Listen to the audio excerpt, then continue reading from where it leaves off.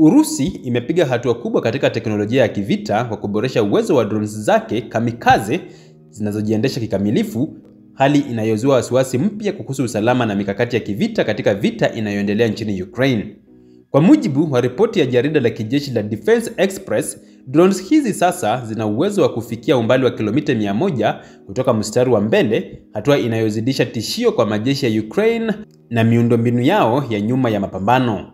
Mwanzoni mwa mwaka huu, drones hizi ziliripotiwa kuwa na uwezo wa kufikia umbali wa kilomita 30 pekee. Lakini kwa sasa, teknolojia mpya imewezesha drones hizi kufika mara 3 zaidi ya hapo.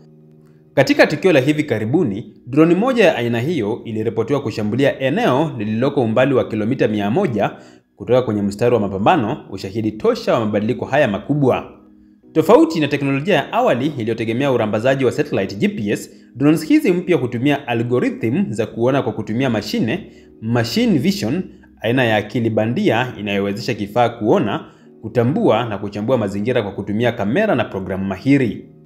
Kwa njia hii, drone inaweza kuingia kwenye maeneo ya mashambulizi bila msaada wa GPS, kujielekeza kwa kutumia mandhari kama alama, pamoja na kutambua, kuchagua na kushambulia malengo bila msaada wa binadamu. Hii inamaanisha kuwa maamuzi ya kushambulia yanaweza kufanywa kikamilifu na drones zenyewe bila kusubiri amri kutoka kwa operator wa kibinadamu, hatua ya juu ya teknolojia ya kivita inayoibua mjadala mkubwa kuhusu maadili ya matumizi ya silaha zisizo na udhibiti wa moja kwa moja wa kibinadamu. Mbali na mafanikio haya, inakumbukwa kuwa Urusi pia imeboresha drones zake aina ya Shahid ambazo sasa zina nguvu karibu mara 2 zaidi ya awali. Shahid ambazo kiasili zilikuwa ni drones za kujitoa mhanga zenye asili ya Iran zimekuwa zikitumiwa kwa wingi na Urusi katika vita dhidi ya Ukraine. Kwa kuongezeka kwa nguvu, kasi na uwezo wa kubeba vilipuzi, drones hizi zimezidi kuwa chombo muhimu katika mashambulizi ya usiku na dhidi ya miundombinu muhimu kama vile vituo vya umeme, maghala ya silaha na vituo vya amri. Uwezo wa drones kujielekeza, kuchambua mazingira na kuchukua hatua za kivita bila msaada wa binadamu ni hatua kubwa katika enzi mpya ya vita. Hali hii inaleta changamoto kadhaa. Moja, kukosekana kwa uamuzi wa kibinadamu. Je, ni sahihi kuacha mashine ziamue nani auawe? 2, hatari kwa raia. Drones zisizotambua tofauti kati ya raia na wanajeshi zinaweza kuwa hatari zaidi. 3, mashindano ya teknolojia ya silaha.